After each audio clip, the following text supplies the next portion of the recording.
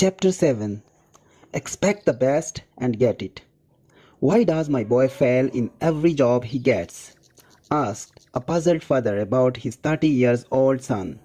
It was indeed difficult to understand the failure of this young man, for seemingly he had everything of good family. His educational and business opportunities were beyond the average. Nevertheless, he had a tragic flair for failure. Everything he touched went wrong. He tried hard enough, yet somehow he missed success. Presently, he found an answer, a curiously simple but potent answer. After practicing this newfound secret, for a while he lost the flair for failure and acquired the touch of success. His personality began to focus, his powers to fuse. Not long ago, at luncheon, I could not help admiring this dynamic man at the height of his power. "You amaze me," I commented. "A few years ago, you were failing at everything. Now you have worked up an original idea into a fine business. You are a leader in your community. Please explain this remarkable change in you." "Really, it was quite simple," he replied. "I merely learned the magic of believing. I discovered that if you expect the worst, you will get the worst. And if you expect the best, you will get the best. It all happened through actually practicing a verse from the Bible." "And what is that verse?"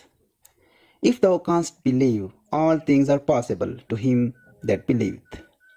"If you canst believe, all things are possible to him that believeth," from Mark. "I was brought up in a religious home," he explained, "and heard that verse many times, but it never had any effect upon me. One day in your church, I heard you emphasize those words in a talk. In a flash of insight, I realized that the key I had missed was that my mind was not trained to believe, to think positively, to have faith in either God or myself. I followed your suggestion for putting myself in God's hands and practiced your outline techniques of faith. I trained myself to think positively about everything. Along with that, I tried to live right."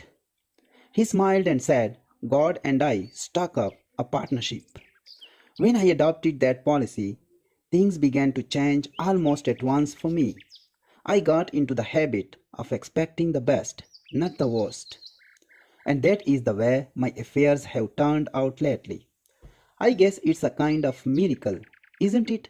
he asked as he concluded his fascinating story. But it wasn't miraculous at all. Actually, what had happened was that he had learned to use one of the most powerful laws in the world, a law recognized alike by psychology and religion, namely, change your mental habits to believe instead of disbelief. Learn to expect, not to doubt. In so doing, you bring everything into the realm of possibility. This does not mean that by believing you are necessarily going to get everything you want or think you want. Perhaps that would not be good for you.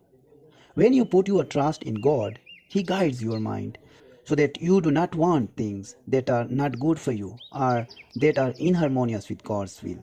But it does definitely mean that when you learn to believe, then that which has seemingly been impossible moves into the area of the possible. Every great thing at least becomes for you a possibility.